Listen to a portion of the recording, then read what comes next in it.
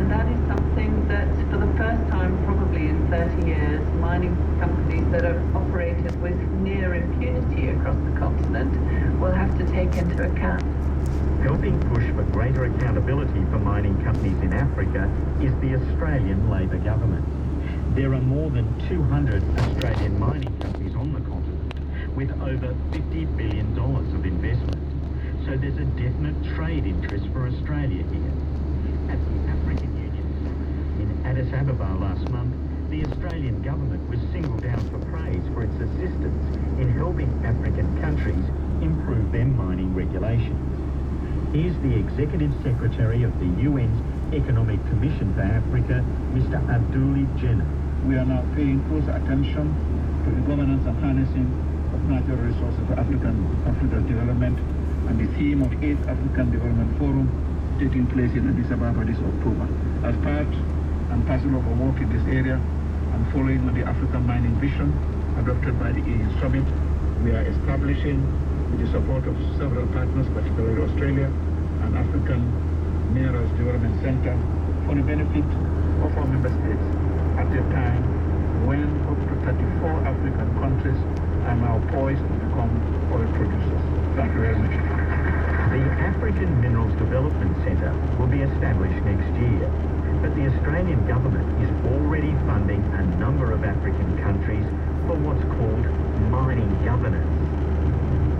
Mining governance is all about transparent mining regulations, contract reviews, and mineral taxation policies. In April, the Prime Minister's newly appointed Special Envoy to Africa, Joanna Hewitt, signed an agreement with the Liberian government to set up a natural resource taxation unit. Australia gave $750,000 to provide advice to Liberian finance officials on mineral taxation. It's received almost no media coverage in Australia, but here's a reading from the Liberian Daily Observer reporting on the visit. Deputy Minister of Finance and Revenue, Dr. James Colley, pointed out that with the involvement of the Australian people, revenue officials will be adequately armed to approach natural resource companies.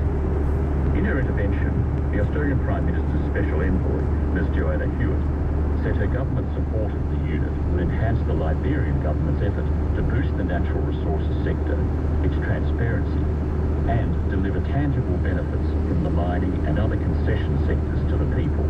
Background Briefing approached Joanna Hewitt, the Australian Foreign Minister and the Resources Minister, to ask about the Liberian agreement, but none of them were available to comment.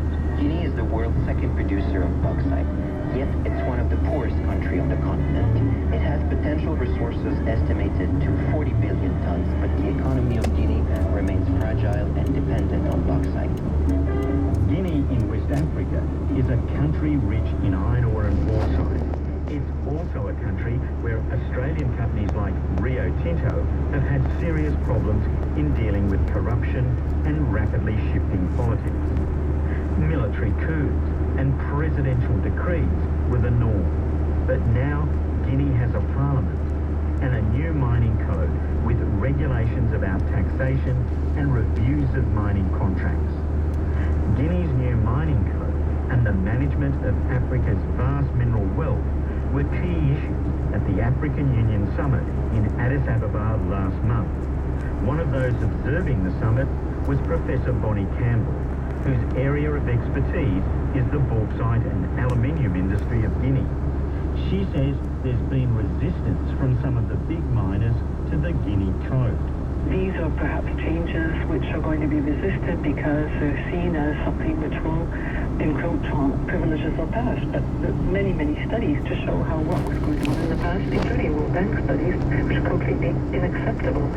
So I don't think we're talking about a radical code. It was done with the support of people who know a lot about mining, and I think it speaks to what's going on the continent more generally.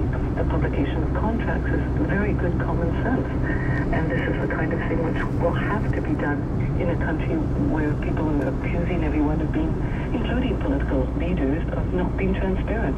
If you don't have publication of contracts and that don't go through Parliament, then we're going to go round and round the circles.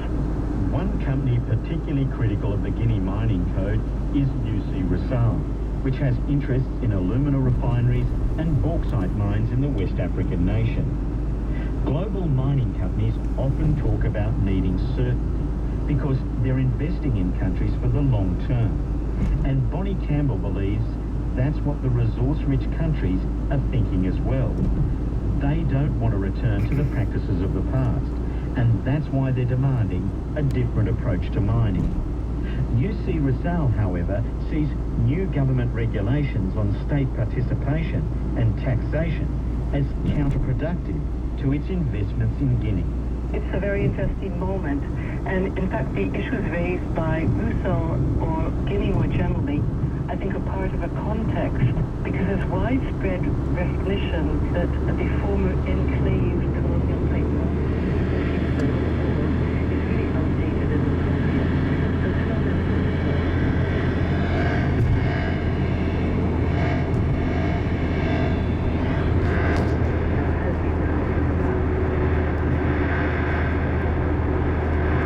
At the University of Quebec in Montreal.